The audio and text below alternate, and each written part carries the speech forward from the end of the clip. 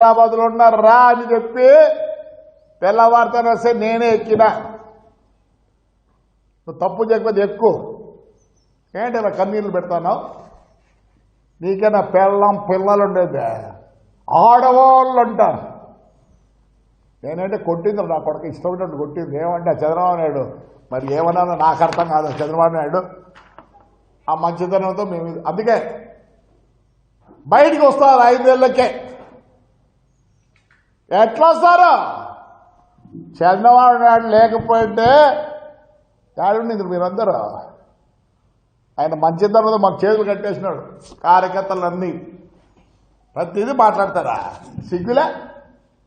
సిగ్గులే ఆడోళ్ళ గురించి నువ్వు ప్రస్తావన చేస్తావు. అయిపోద్దా? ఆ రోజు నా కోడలు నా భార్య ఆడోళ్ళు కదా.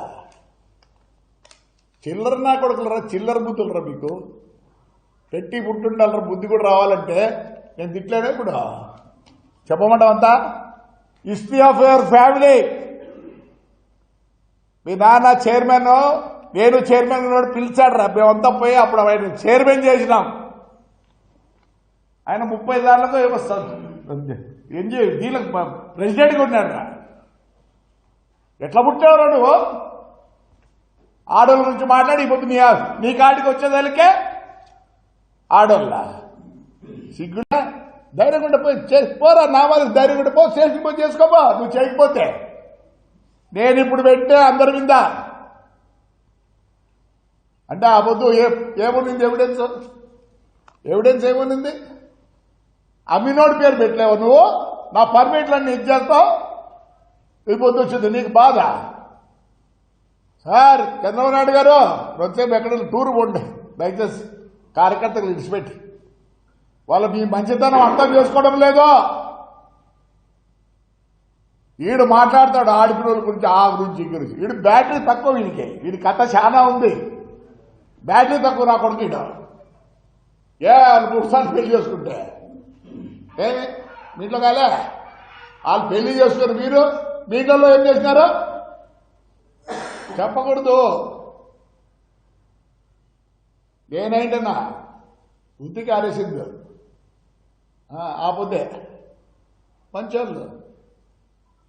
చాలా మంది కార్యకర్తలు ఇంకో విధంగా అనుకుంటున్నారు. ఏందబ్బా ఇట్లుంది అని. పెద్ద ఆయన ఎప్పటి నుంచో అభివృద్ధి అభివృద్ధి అభివృద్ధి అని పట్టుకున్నాడు. అభివృద్ధి ఏడ్చలే వాళ్ళ ఇంట్లో. లోకేష్ వాడి కొడుకు ఏమి ఆయమ్మ కోడలు వాళ్ళ బంధువులు ఏడవలే. ఏం పనరా మీకు? అర్ధరాత్రిలో వచ్చి ఆ పెద్ద ఆయన్ని అవసరం అరెస్ట్ చేయి, పొద్దునే తీసుకెళ్ళు. నువ్వు జగన్ గారు కూర్చొని నవ్వుకుంటారు. ఈ బుద్ధి ఎందుకురా? ఈ బుద్ధి కూడా చెప్తాం. ఆడవాళ్ళు అవసరం లేదు నేను కూడా చెప్తా. ఏం చేస్తారు? మా ఇంట్లో మేము కూడా ఆడవాళ్ళ పేరుతో పెట్టుకున్నాం బస్సులు. మరి ఆ బుద్ధి రాలే నీకు. ఇది ఇవన్నీ ప్రూఫ్. జైలుకి పంపిస్తుంది. ఎన్ని రోజులు వచ్చినారా? ఏం పీకినారు? పోరా, ధైర్యంగా పోరా. నువ్వు చేయకపోతే నువ్వు చేసినావు కాబట్టి ఈరోజు రక్తం చుక్కలేదురా నీ ముఖంలో. దరిద్రుడా. మినిస్టర్ పాపం 302 నావానికే.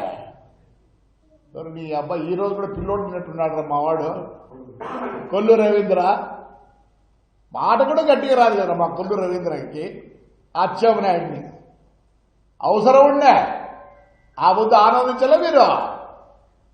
నేను రిక్వెస్ట్ చేస్తారా, గుట్టలు ఎత్తి ఇలా జీబులు కూడా ఎక్కించుకోబోతండి.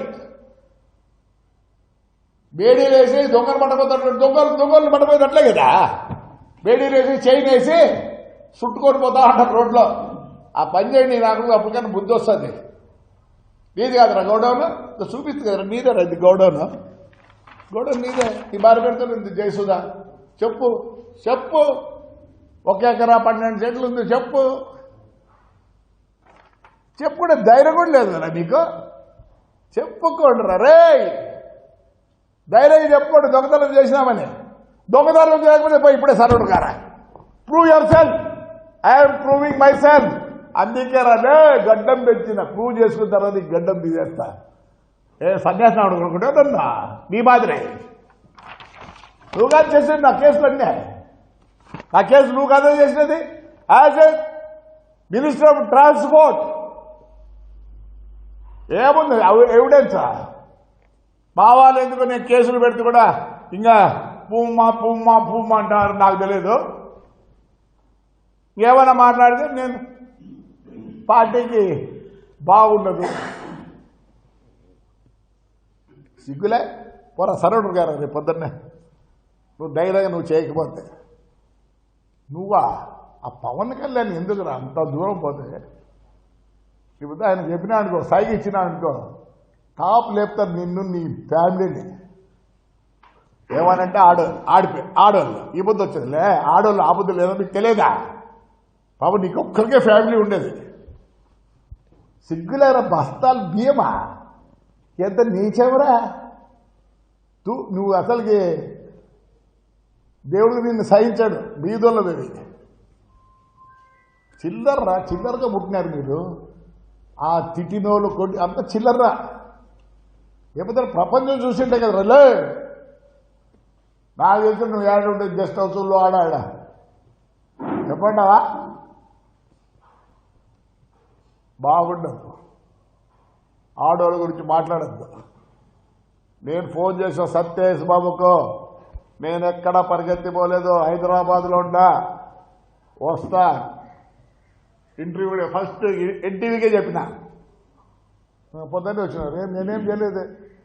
120 రోజులు పెట్టినారా నన్ను. ఎంత శోభ పెట్టినారా మా ఇంట్లో. నా కొడుకు చిన్న పిల్లోళ్ళు, ఒకరికి 9 సంవత్సరాలు, ఒకరికి 6 సంవత్సరాలు. 7 రోజు లేదు, 7 రోజు లేదు. రోజులే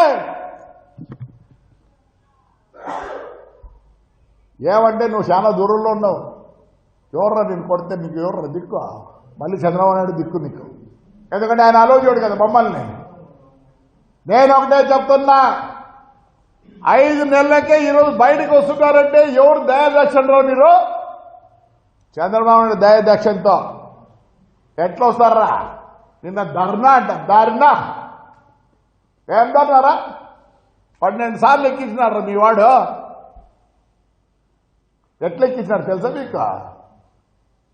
ప్రతి వస్తువు కొనేదే ఇది ఉంటే రోజు పొద్దున్నే ఏంటో అవి దాని మాదిరి అంతా క్యాల్కులేట్ చేసి ఎవరు వీళ్ళు కూడా అంతా ఎక్కించినాడు. షేర్ మార్కెట్ మాదిరే ఉంది చూడ. మొత్తం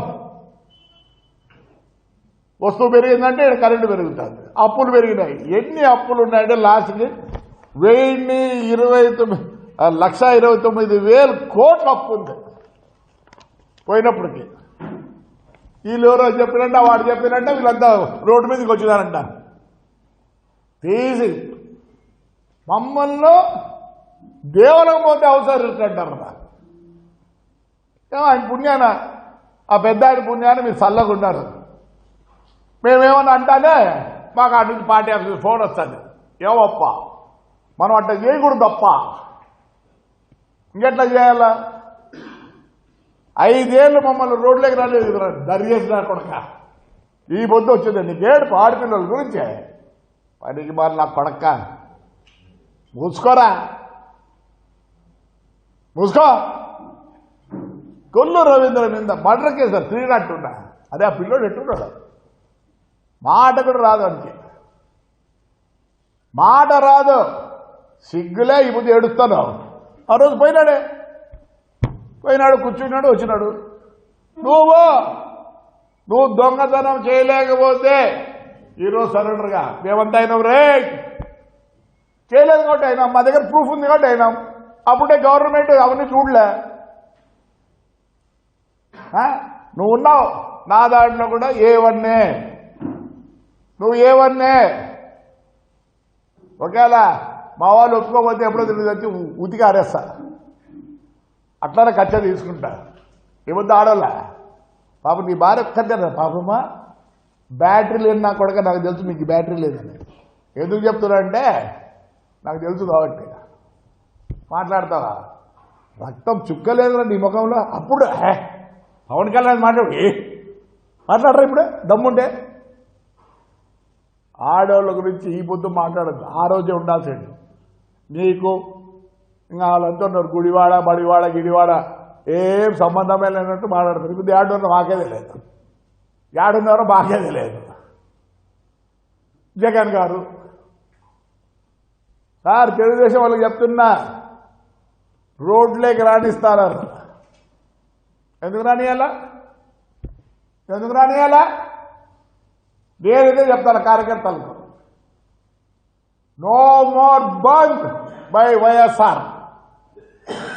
ఏమి మనం కష్టపడినా మనం అందరం కార్యకర్తలము ఒక్కోరి మీద ఎన్ని కేసులు ఎందుకు రాణిస్తున్నారు? ఎక్కడక్కడ భూములు చేయించుకుంటారు, అన్నీ చేయించుకుంటారు, నదులు చేయించుకుంటారు, అన్నీ.